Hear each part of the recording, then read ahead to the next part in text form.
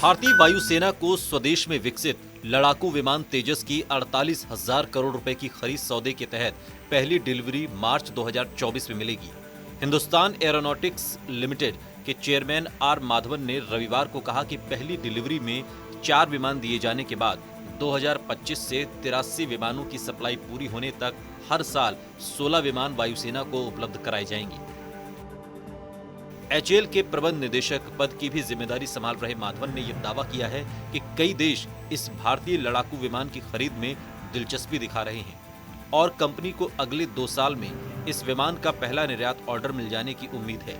उन्होंने ये भी कहा कि किसी अन्य देश का ऑर्डर मिलने का कोई भी असर भारतीय वायुसेना को विमान की डिलीवरी देने की टाइमलाइन पर नहीं पड़ेगा, बल्कि इसके लिए एचएएल आवश्यकता पड़ने पर अलग से नया प्लांट लगाएगा। माधवन ने कहा कि विमान की मूल लागत 25,000 करोड़ रुपए है, जबकि 11,000 करोड़ रुपए का इस्तेमाल हवाई अड्डों पर सहायक उपकरण और अन्य ढांचे के विकास में किया जाएगा।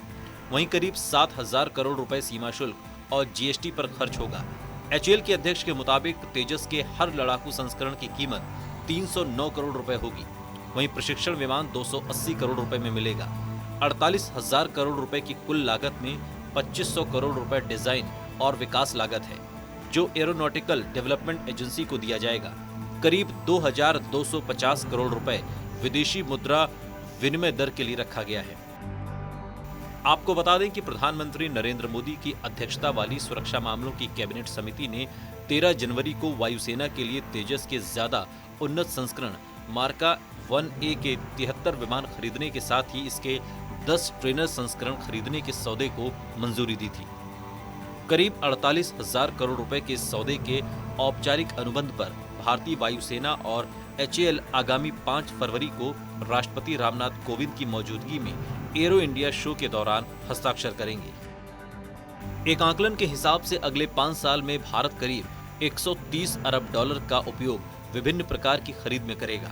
इसका इशारा पिछले साल 10 मई को वित्त मंत्री निर्मला सीतारमण ने घरेलू सैन्य उत्पादन को बढ़ावा देने के लिए विभिन्न प्रकार के सुधार लागू किए थे।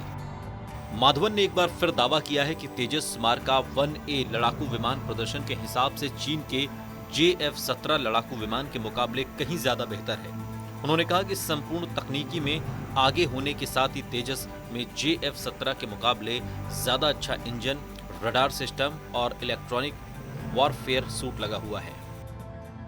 उन्होंने कहा कि सबसे बड़ा अंतर हवा में ही ईंधन भरने की क्षमता का है, जो हमारे विपक्षी के जहाज में मौजूद नहीं है।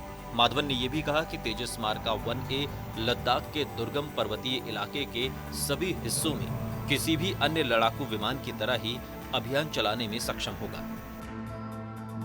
देश और दुनिया की तमाम बड़ी खबरों के लिए देखते रहिए TV9 भारतवर्ष।